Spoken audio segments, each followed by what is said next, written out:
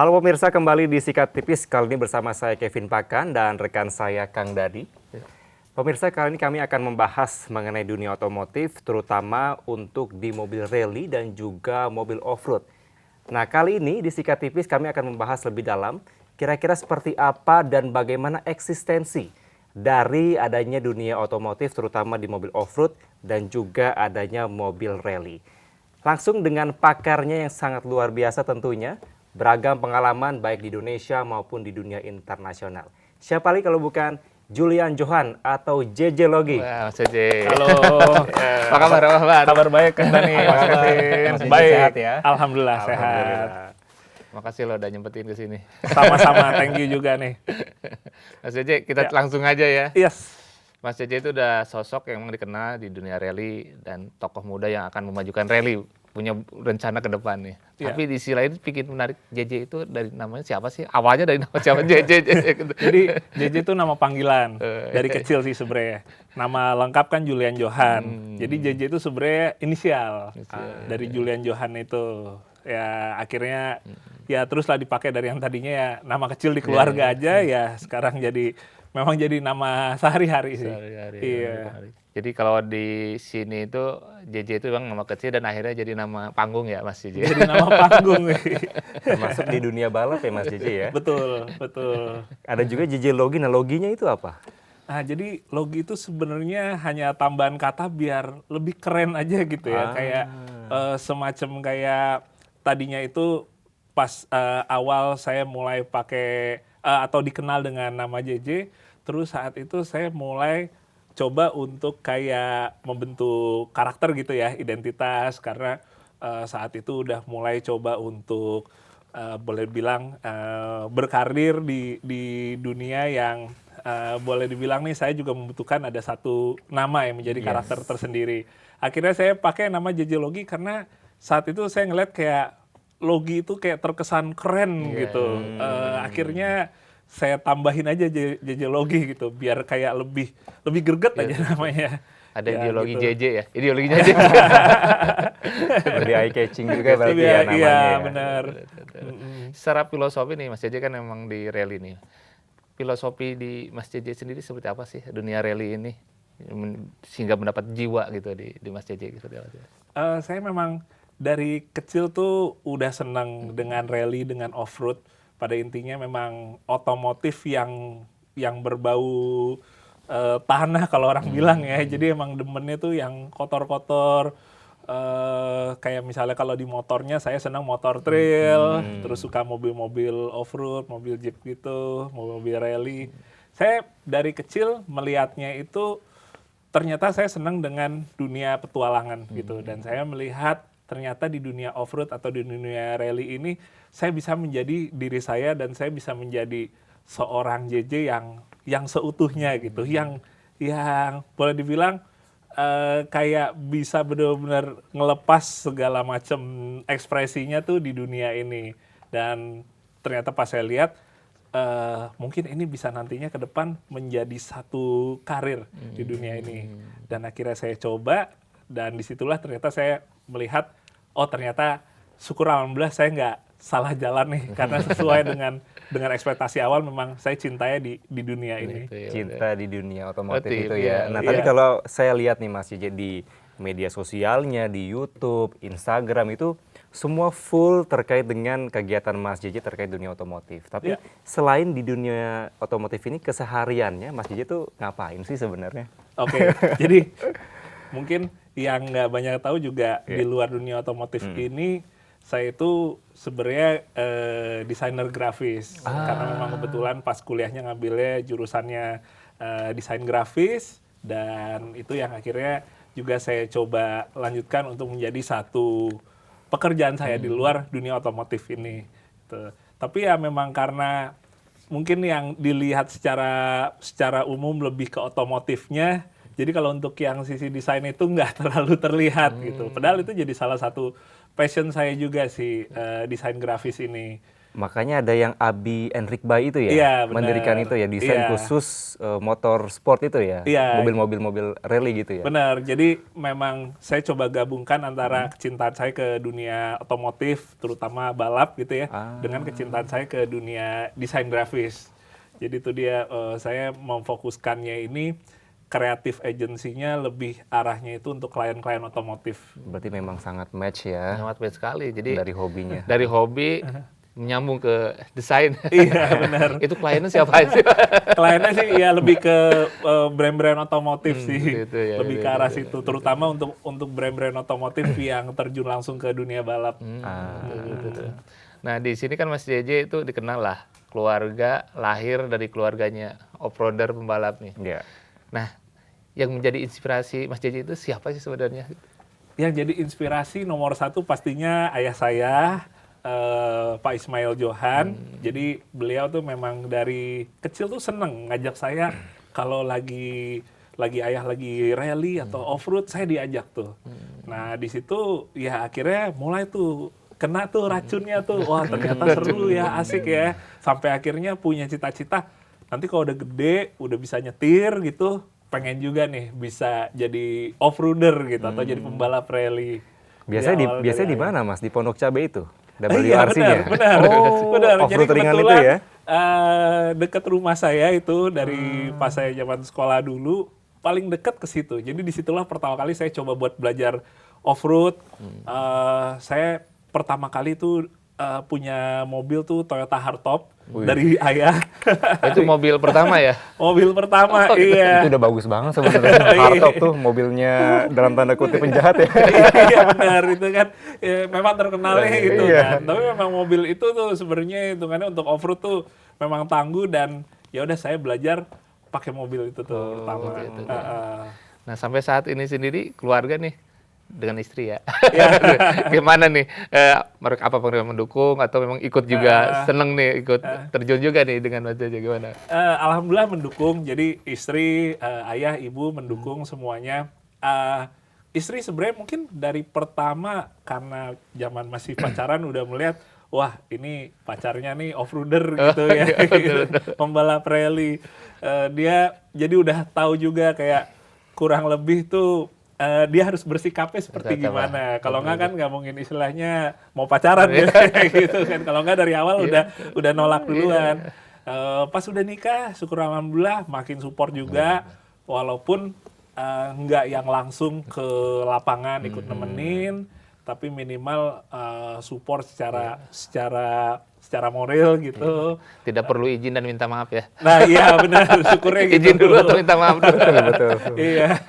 Biasanya ada penolakan tuh, ih kamu kok ini banget sih, lebih ke mobil terus akunya kapan gitu kira-kira. Biasanya gitu, makanya pada akhirnya mesti pinter-pinter buat ngimbangin aja tuh antara waktu di rumah sama keluarga dengan untuk hobi. Dari keluarga sendiri yang ikut jejak Mas JJ, adik Ada juga ya? Jadi saya bertiga, saya anak pertama dan dua adik saya nih cowok juga. Yang kedua memang mungkin arahnya itu lebih ke musik, tapi yang ketiga ternyata sama arahnya ke otomotif. Jadi kita sama-sama tetap ada yang menurunkan ini dari ayah, Dari ayah, gitu, betul. passion. Off-road juga adanya Mas JJ? Nah, cuma kalau adik saya ini yang ketiga itu di balap aspal, balap sentuh. wow. Lebih ke Mandalika, sirkuit ya, di lebih sirkuit. sirkuit, Betul. benar. Sama-sama petrolhead ya. Iya, sama-sama. Cuma bedanya kalau saya habis balap biasanya dekil. Dekil. Tapi Kalau ada sebenarnya saya bersih. susahnya di balap yang aspal biasa atau yang off-road ini atau rally ini? Sebenarnya itu kayaknya bergantung ke kitanya masing-masing Oh, lagi iya, sih. iya, Soalnya kalau kayak saya misalnya lagi ngobrol sama teman saya yang balap aspal, dia merasa kayaknya balap tanah tuh susah gitu.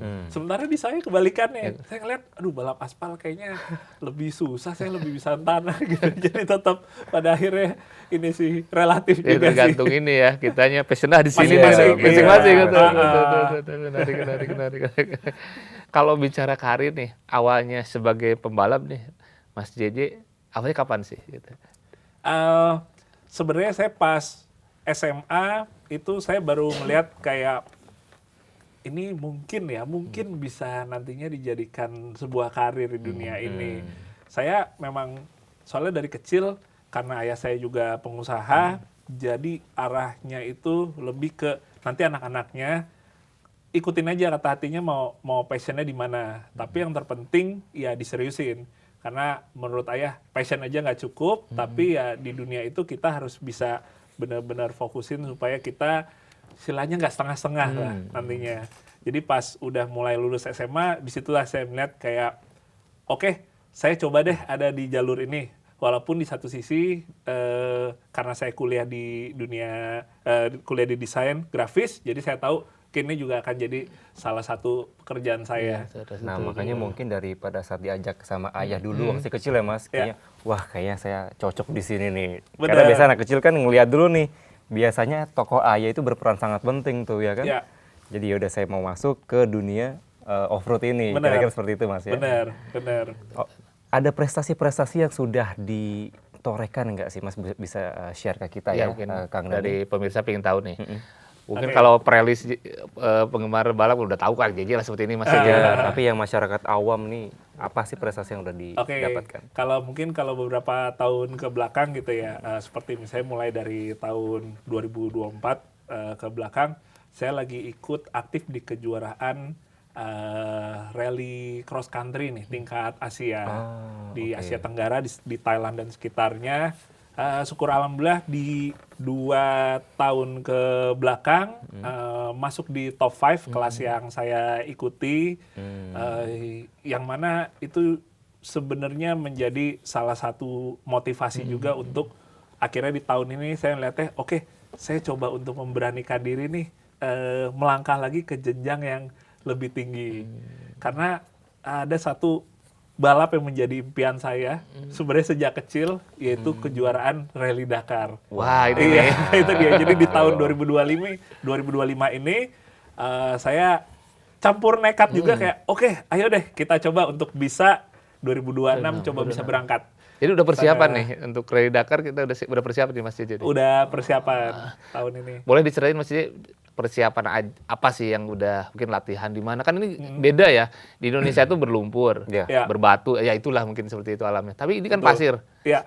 Ibaratnya iklim atau kondisi yang berbeda nih Mas. Iya benar Panas sih. banget pasti itu di sana kan. Waduh, iya benar. Jadi kalau persiapan memang mulainya tuh dari awal tahun ini. Jadi kejuaraan Dakar itu adanya di bulan Januari di Arab Saudi.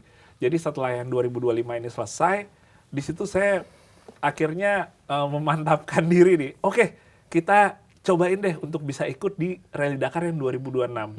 Jadi dari bulan Januari ini mulai persiapan, dari mulai sisi untuk juga finansial ya, sponsorship, segala macam untuk kendaraannya, termasuk untuk latihannya. Nah, buat latihannya benar kata Kang Dani itu tadi, kan kalau Dakar nih mayoritas gurun pasir. Iya, betul, Sementara kalau kita di Indonesia latihannya di mana? Di mana? Agak bingung juga. Tapi untuk latihan yang pertama akhirnya kita berkesempatan untuk bisa latihan di Parangtritis di Jogja. Di Jogja. Bener, di situ ada gumuk pasir, walaupun nggak terlalu luas, tapi untuk latihan pertama cukup lah gitu. Kerasain dulu teknik kalau nyetir di pasir tuh Pasir. seperti gimana.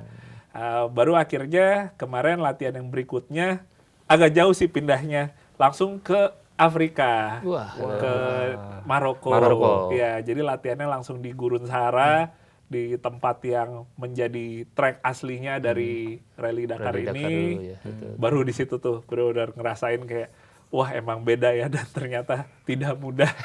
Tapi tetap harus semangat. Nah itu kan pasti perbedaannya sangat signifikan ya Mas Cici, dari Iya. Yogyakarta sampai ke trek aslinya yang nanti Iya. akan digunakan. Iya. Itu kendalanya apa yang dihadapi, terutama mungkin dari Jogja sama yang di Gurun Sahara tadi? Oke, pertama mungkin secara cuacanya ya. Panasnya luar biasa dan Berapa panasnya derajat? kering. Berapa gitu. derajat itu Mas? Kalau ngelihat derajatnya kemarin hitungannya bukan lagi musim panas, jadi masih di bawah 40 derajat. Tapi benar-benar kering, dan di situ kita gampang sekali untuk dehidrasinya tuh gampang. Dan dengan kita pakai mobil balap yang mana tidak senyaman mobil harian gitu ya. Pasti. Dan kita harus belajar untuk bisa ngarungin bukit-bukit pasirnya di sana, dan latihannya itu non-stop. Jadi seharian full, itu benar-benar nguras secara tenaga. Dan di situ benar-benar secara otaknya pun juga benar-benar diajak untuk berpikir gimana cara kita untuk bisa di medan gurun pasir itu nggak nyangkut dan nggak nyasar. Iya. Nah, Karena sepanjang sepanjang mata jalan, memandang iya. tuh gurun pasir semua. Jadi seperti di laut ya. kayak laut, cuma ini bukit pasir Itu semua. membedakan arah utara, timur, Nggak sudah Iya benar gitu. Jadi kita bisa disorientasi juga. Itu jadi salah satu tantangannya. Seperti itu ya. Kalau mobil sendiri apa dibawa dari Indonesia atau gimana Mas J? Mobil tadinya itu pengennya dari Indonesia, kita siapkan mobil untuk berangkat nanti ke Dakar. Tapi setelah coba dipelajarin lagi, sepertinya untuk langkah pertama ini yang lebih realistis adalah kita nyewa mobil dari bengkel yang memang sudah pengalaman ikut Dakar. Seperti itu ya. Jadi saya nyewa mobil dari Prancis. Kebetulan memang yang biasa ikut rally Dakar ini kan Eropa. Eropa, nih. ya, Jadi di betul, sana betul. banyak bengkel-bengkel yang menyewakan mobil Dakar, termasuk juga untuk krunya. Jadi mekanik, support kendaraannya juga udah disiapin. Jadi kita tinggal fokus istilahnya bawa badan Bawa badan, nyetir ya, aja. betul, persiapan itu ya. Jadi ya udah saya nyewa mobil itu dari Prancis, termasuk seluruh kru timnya. Nanti di Dakar sendiri nih, Mas Jaja di kelas apa nih? Mungkin boleh dijelasin Dakar itu Ya. seperti apa sih gitu kan? Oke, jadi Dakar nih berbagai jenis kendaraan ada. Ada motor, ada mobil, terus ada juga ATV, ada UTV juga, dan ada truk. Saya ikut di kelas yang mobil. Dan kelas mobil ini sekarang ada subkelasnya baru namanya klasik. Klasik. Klasik. Jadi di luar dari mobil yang modern, yang mana itu tim pabrikan tuh biasanya pasti ikutnya di situ kan, mobil-mobil baru. Ada mobil klasik di mana peserta yang bisa ikut itu adalah mobil-mobil yang memang dulunya pernah ikut Dakar. Jadi untuk persyaratannya kita mobilnya itu tahun 2005 ke bawah. 2005 ke bawah. Dan di situ ternyata sekarang jadi kelas yang boleh dibilang paling rame sekarang, kelas yang klasik ini. Karena mungkin banyak mobil-mobil yang legendaris dari zaman dulu, dari Ikut zaman lagi gitu ya. Paris Dakar bisa ikut lagi di situ. Jadi pesertanya malah jadi ramai dan saya lihatnya oke, kayaknya untuk pertama kali saya cocok ikut di sini nih. Karena pendaftarannya juga lebih murah. Oh gitu. Bicara murah. Murahnya seberapa? murahnya Oh, ini menarik ya. Beda persepsi. Mas. Beda, Iya, murah. iya, bukan murah, Iya, lebih bukan murah. ya, lebih murah gitu kan. Kalau boleh tahu nih Mas. Oke, karena Biaya ditanya yang harus nih ya. dikeluarkan nih berapa nih? Karena ditanya nih. Iya. Jadi, kalau kita ikut Dakar, biaya pendaftarannya di kelas yang mobil yang modern, Modern. itu kalau dirupiahin hampir 600 juta. 600 juta. Oke. Daftar Iya, tuh, baru daftar. daftar aja. Itu modern ya. Ya, kalau kelas yang klasik ini biayanya itu 350 juta. 350 juta. Iya, nggak murah juga, Nggak cuma murah juga. lebih murah Daftar. daripada yang kelas mobil modern. Harga satu mobil. Berikutnya. Wah, kalau berikutnya jadi panjang nih. Iya. Tapi ini orang pingin tahu gitu kan. Dakar itu kan ibaratnya yang memorandum yang memang orang pingin ya mimpi Ya. itu tuh. Iya. Nah itu dengan kita daftar segini. Nah berikutnya untuk persiapan sewa mobil dan ininya mungkin boleh deh bocorkan deh. Oke, mungkin digabung aja kali ya. Iya, Kayak iya. misalnya untuk sewa mobil, terus juga kru segala macamnya, buat spare parts-nya dan lain-lain, bahan bakar itu di sekitaran 2,5 M. 2,5 M Total. disiapin. Iya. Grand total semua tuh Mas. Di luar pendaftaran. Di luar pendaftaran. Iya, di luar Oh. pendaftaran. Oke. Jadi ya tetap untuk cost-nya sih di atas 3M sih. 3M. Berarti siap ongkos Iya. untuk ke sana 3M. Nah itu pertanyaannya lagi tuh. Nah, itu. Pertanyaan berikutnya lagi. Dananya pribadi atau dari mana aja nih? Dananya dari sponsor. Memang sih hampir semua adalah sponsor-sponsor existing yang memang sudah ikut support saya dari tahun-tahun sebelumnya. Cuma yang mereka kebanyakan pada kaget aja karena ngiranya mungkin saya berikutnya nih akan balap yang rally yang Asia lagi nih. Tapi ternyata istilahnya pas saya kasih proposal kaget, oh kok tiba-tiba Dakar gitu kan. Dunia, Langsung dunia. iya gitu. Tapi ya syukur sih pada support. Ada support ya, Iya. kita dukung lah karena kan ini langka kan di Indonesia sendiri baru berapa orang sih Mas yang pernah ikut Oke. Rally Dakar ini. Jadi Indonesia itu pertama yang ikut tuh Patinton Suprapto di akhir 80-an. 80 Saat itu kejuaraannya itu masih namanya Rally Paris Dakar. Paris Dakar. Karena Iya, saat iya. itu masih benar-benar startnya dari kota Paris, finishnya di kota Dakar di Senegal. Kemudian yang kedua ada Pak Kasih Hanggoro. Pak Kasih Hanggoro di tahun 2010 dan 2011 itu saat Dakar sudah berpindah ke Amerika Selatan. Jadi Dakar ini kurang lebih udah ada 3 lokasi selain dulu di Afrika, kemudian di Amerika Selatan sampai sebelum COVID, mulai 2020 ke atas baru di Arab Saudi. Betul. Jadi insya Allah saya yang ketiga Ketiga nih. ya. Targetnya apa? Wah, ya? target. Istilah target kan gitu. Biasanya kan orang target tuh lumayan spesifik kayak Iya. pengen bisa top 10 misalnya kan atau top 5 gitu. Jujur kalau saya targetnya itu finish bisa ya, finish. Dan untuk ukuran sebuah rally Dakar tuh finish saya itu juga nggak gampang. Iya, gampang. Dengan jarak yang panjang. Berapa tuh jaraknya tuh? Iya. Berapa hari dan mungkin berapa ini ya? Berapa kilometer? Kita itu balapnya jaraknya 8.000 kilometer. Wow, 8.000. berarti kalau dikira-kira Jawa Bali bolak-balik. Jawa Bali sekitar 1000-an 4 kali. lebih ya. Iya, iya. Iya, tapi full gurun pasir loh. Itu jalanan aspal, kita istirahat di rest area, minum ini lanjut terus ya Mas ya? Ayo terus. Luar biasa. Jadi balapnya itu 8.000 kilo kita jalanin selama 14 hari. Selama 2 minggu. 2 minggu. Iya. Malam tetap tidur. Tetap ada Tapi itu tidur. non-stop ya? Maksudnya besoknya berlanjut. Lanjut lagi, besoknya gas lagi. Kalau begitu, nah ini perlu ritual nih kayaknya nih. Ini di balapan ini mungkin para pembalap punya ritual sendiri ya mungkin kan untuk mempersiapkan. Mungkin Mas Jeje sendiri seperti apa sih? Oke, jadi termaksud yang saya lumayan coba pelajarin nih, yang kaitannya dengan fisik juga. Di situ saya tahu ternyata memang yang terpenting adalah gimana kita bisa menjaga stamina kita. Karena nih balapnya endurance, Ya, panjang, ketahanan. jadi bisa gimana caranya kita juga bisa untuk mengatur napasnya gitu, untuk kita detak jantungnya tetap bisa stabil setelah udah benar-benar dipacu tiap hari kan, apalagi kondisinya benar-benar ekstrim gitu. Jadi yang banyak saya lakuin sih kalau di luar yang latihan balapnya sih memang olahraganya lebih ke arah saya lari, jogging dan sepedahan.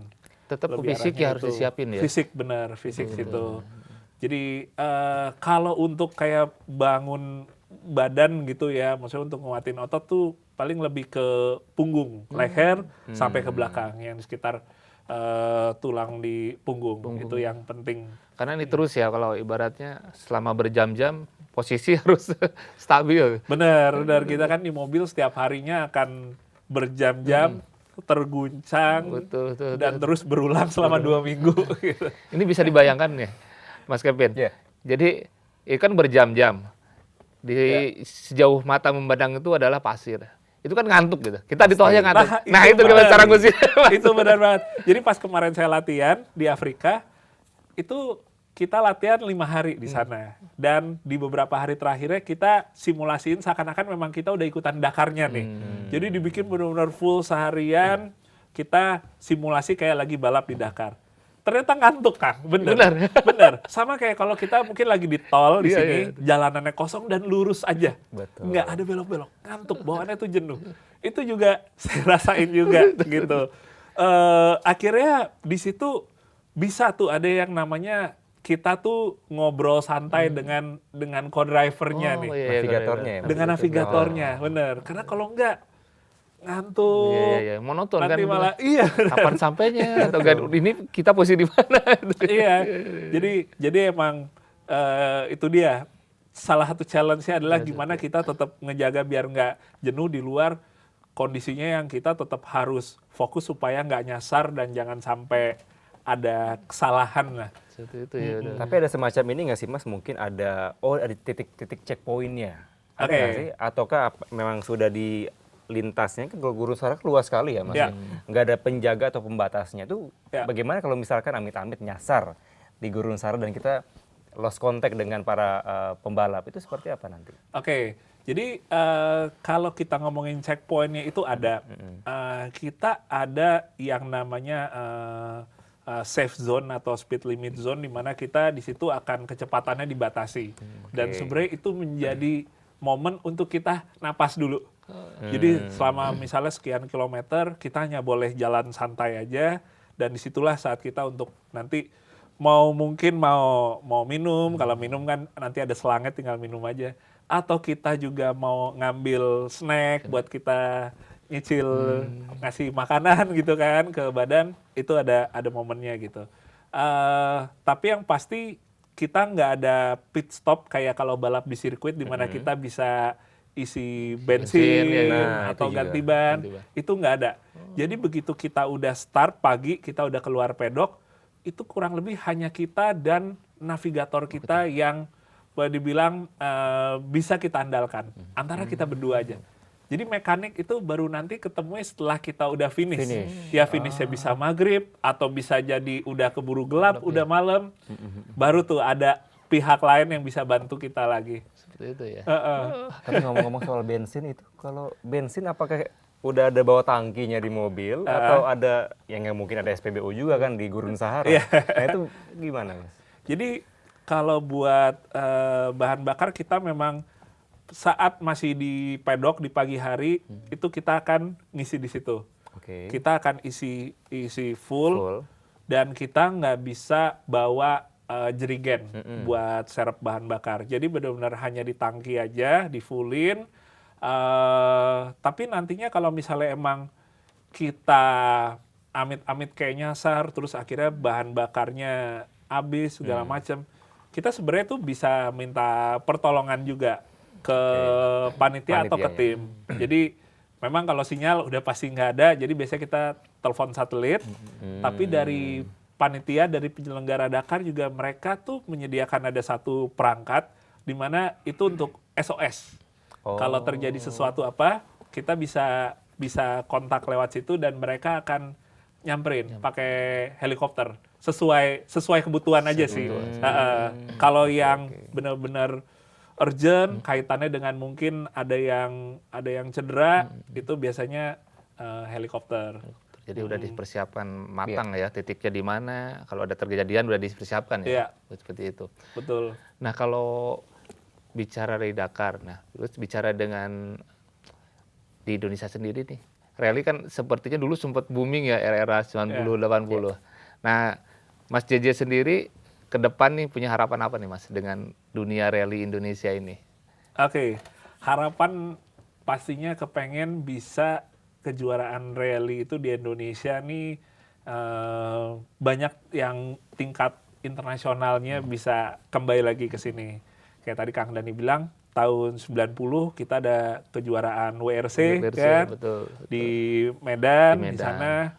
Harapan saya dan banyak juga rally yang lain tuh bisa ada lagi nantinya. Semoga bisa segera. Karena sekarang ini secara pesertanya di Indonesia sekarang udah mulai rame lagi. Banyak yang mulai ikut rally dengan mobil-mobil yang kelas dunianya juga udah banyak yang ada di sini. Jadi tinggal event taraf internasionalnya aja yang kita tunggu bisa ada lagi. Harapan saya sih itu sih. Berarti memang komunitasnya ada ya Mas sebenarnya. Betul. Dan sudah lebih banyak anak-anak muda sekarang. Iya, anak mudanya banyak. Sekarang komunitas rally itu boleh dibilang nggak hanya di beberapa daerah tertentu aja. Biasanya kalau dulu tuh rally tuh hanya besar komunitasnya di daerah yang ada kejuaraannya. Misalnya kayak di Sumatera Utara, jadi di sana rame komunitasnya. Tapi sekarang di daerah-daerah lain juga udah makin rame. Jadi boleh dibilang ya ini jadi satu indikasi yang bagus juga sih untuk bisa ningkatin lagi rally Indonesia. Bicara otomotif, rally dan balapan itu pasti butuh uang gitu. Betul. Ya. Apakah olahraga ini orang biasa bisa nggak ya? Apakah memang harus kaya atau gimana? Nah ini pertanyaan itu kadang-kadang muncul. Menurut Mas JJ gimana Mas JJ? Jadi gini, mungkin kita tarik sedikit lagi balap pada umumnya ya. Antara balap roda 2 dengan roda 4 di Indonesia itu memang culture-nya berbeda, jalannya berbeda. Kalau di roda 4, kita memang banyak yang mulai ya harus dari mobil sendiri. Dari mobil sendiri, otomatis kita kan dari awal juga banyak mengeluarkan uang untuk modifikasinya, untuk operasional ikut balap. Pada akhirnya itu dia, tidak murah. Tidak murah. Walaupun di kejuaraan itu, mau itu off-road atau rally dan lain-lain, ada kelas-kelasnya yang bisa membuat kita punya pilihan. Oh, buat gua nih yang budgetnya hanya pakai mobil retro misalnya ya, dan modifikasinya minimalis. Oh, ada nih kelasnya. Buat yang kita yang mungkin mau lebih jor-joran full modifikasi, ada juga kelasnya. Minimal ada itunya gitu. Jadi disesuaikan dengan budget dan memang kita mampunya di situlah gitu. Iya, kurang lebih kayak gitu. Beda dengan kalau balap di roda 2, kalau di motor itu culture-nya di Indonesia bisa dengan kita start balap belum punya motor. Oke, kalau di motor ada istilahnya joki. Joki ya? Iya. Ya. Jadi yang punya motor itu belum tentu yang si ridernya itu. Iya. Bisa jadi yang punya tim gitu kan. Tapi jokinya itu dia hanya untuk ngebawain motor itu di kejuaraan. Itu berarti kan kansnya sebenarnya lebih memungkinkan ada gitu dibandingkan di mobil yang dari awal modalnya udah harus lebih besar. Punya mobil ya. Dasarnya harus ada dulu. Betul. Berarti memang sekarang kalau menurut Mas JJ nih, event-event dari rally ini masih kurang ya kalau dilihat ya? Memang kalau untuk yang tingkat nasionalnya sih mungkin cukup sekarang. Tapi yang internasionalnya nih yang kurang. Karena kita dengan komunitas yang kuat, kita punya track yang juga menantang dan menarik secara view-nya juga oke. Kayaknya kita udah pede gitu untuk bisa mengadakan lagi atau mendatangkan lagi peserta-peserta rally dari luar untuk nyobain rally di Indonesia. Lokasinya yang di Indonesia di mana biasanya, Mas? Nah, kemarin kan sempat ada rencana tuh. Iya, makanya. Dengan Mas Rifat ya. Oh iya benar. Boleh nih, rencana katanya mau bikin rally di besar lah gitu di Indonesia. Mungkin itu apa tuh? Jadi gini, sebelumnya yang perlu saya share itu adalah rally itu sebenarnya ada beberapa jenis gitu ya. Rally secara umum yang kita tahu adalah rally menggunakan kendaraan sedan atau sejenisnya, yang mana itu yang sudah dari dulu ada di Indonesia gitu. Sekarang ini ada rally yang baru aja diperkenalkan di Indonesia, yaitu rally raid atau rally cross country, di mana balapnya itu kita menggunakan kendaraan SUV atau pickup, mobil-mobil off-road gitu ya. Tapi dengan format yang hampir mirip dengan rally sedan yang kita selama ini tahu. Dan antara rally raid dengan rally toh gitu ya, itu kalau kita sama-sama kasih tauin tingkat dunianya, orang baru pada ngeh nih. Jadi kalau rally itu yang kejuaraan dunianya WRC, kalau rally raid atau rally cross country kejuaraan dunia itu Dakar. Oh, iya. Ada dua. Jadi ini iya, mungkin bahasa gampangnya sebenarnya rally raid ini rally off-road. Rally menggunakan mobil off-road. Seperti itu. Dan karena beberapa tahun terakhir ini di Indonesia, saya atau Mas Rifat, kita mulai aktif ikut rally cross country Asia ini, AXCR. Orang Indonesia mulai lebih melek ke balapan itu dan mulai tahu juga, oh ternyata ini seperti Dakar, cuma tingkat Asianya gitu kan. Akhirnya kita mulai hype-nya makin tinggi nih, rally raid ini, rally cross country, sampai akhirnya ada di titik antara beberapa peserta atau pembalapnya itu beride untuk bikin yuk di Indonesia. Rally raid nih sebenarnya di Indonesia nih bisa nih dibikin nih. Tapi memang rally raid itu salah satu gameplaynya itu dia tuh lintas negara, rally cross country kan. Jadi di kita nih susahnya karena kita negara kepulauan kan. Kepulauan, betul. Kita mau bikin nyebrang negaranya agak susah ya, kecuali di Kalimantan gitu kan, ke Malaysia. Betul, Kalimantan. Cuma akhirnya oke, kita coba bikinnya nggak apa-apa, nggak lintas negara dulu, yang deket-deket dulu aja. Akhirnya di Jawa Barat dipilih, dan nanti insya Allah di Desember ini akan perdana nih, ada kejuaraan rally raid di Indonesia, Wow. namanya Indonesia Rally Raid Adventure, IRA. Wah, menarik tuh. Menarik ya. Iya. Tapi pertanyaan mungkin satu, Mas JJ. Ya. Ini kan dari Mas JJ, Mas Rifat, dan juga teman-teman dari komunitas lainnya. Ya. Kalau peran dari pemerintah mendukung nggak sih dengan adanya kegiatan-kegiatan seperti ini, Mas? Sangat mendukung, sangat mendukung. Jadi memang kita mulainya itu pastinya dari lokasi. Dari lokasi, oke, kita pilih yang deket dulu deh dari Jakarta dan nggak usah lama-lama dulu. Jadi kayak 3 hari aja tuh udah cukup Iya. gitu.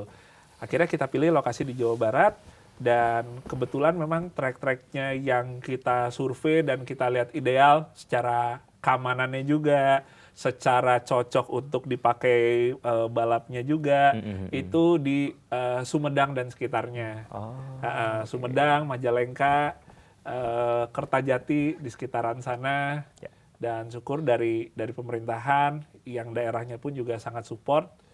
Jadi kita semangat juga nih buat ngejalanin debut deh nih. karena bisa memajukan pariwisata, UMKM lokal di daerah tersebut ya, Betul. Kang Dani ya. Sekaligus Betul. menghidupkan kembali rally di Indonesia. Betul. Iya. Betul. Ini sangat menarik nih, Mas. Yang mungkin kita udah ngobrol-ngobrol banyak nih. Yes. Mas JJ punya pesan nih khusus atau harapan buat generasi balap Penerus. berikutnya ya. Gen Z gitu. Boleh Mas juga deh. Mungkin sih kalau dari saya sih pesannya lebih ke arah kita jalanin yang kita suka deh di situ. Jangan pernah takut atau banyak berpikir dulu sebelum kita melangkah. Terkadang menurut saya kita terlalu berhati-hati itu juga nggak bagus. Yang ada kita nggak mulai, kita nggak gerak, dan itu makin saya rasain begitu saya coba jalanin buat Dakar ini. Kalau Dakar ini saya terlalu perhitungan, wah ini kan mahal, ekstrim segala macam gitu. Akhirnya nggak kejadian nanti. Ya. Akhirnya takutnya sampai 10 tahun ke depan tetap mimpi aja. Iya, betul, Akhirnya saya ada modal nekat buat coba ngelangkah. Jadi di saat pertama saya di medsos bilang, saya insya Allah mau ikut Dakar tahun depan. Padahal di saat itu juga saya sambil paralel untuk mencari dananya. Balik lagi. Iya, jadi kalau nggak dimulai dari sekarang takutnya nanti Kapan kita lagi belum tahu ya kapan Iya, lagi betul, gitu. Tidak Si terrealisasi. berani melangkah sih. Pokoknya mulai aja dulu ya Mas ya. Mulai aja dulu. Mulai aja dulu. Yakinin aja kalau kita Yakin. emang kita juga ulet di situ, kita pasti ada aja sih jalan.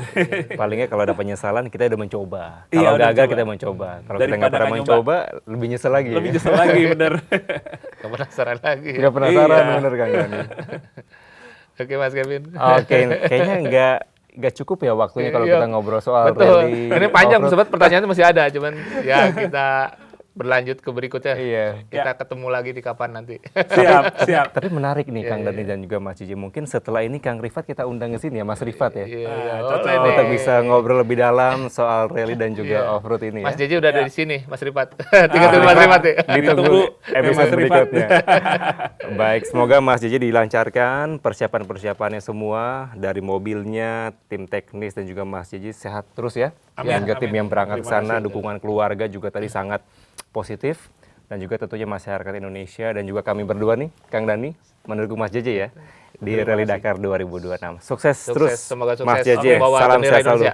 Amin. Indonesia Terima berkibar di sana. Baik, terima kasih Mas JJ. Terima kasih Mas Kevin, Ya. Kang Dani, terima kasih banyak ya. Baik, pemirsa demikianlah episode Sikat Tipis kali ini. Saksikan episode berikutnya. Saya Kevin Pakan dan rekan kami. Kang Dani. Sampai jumpa. Terima kasih.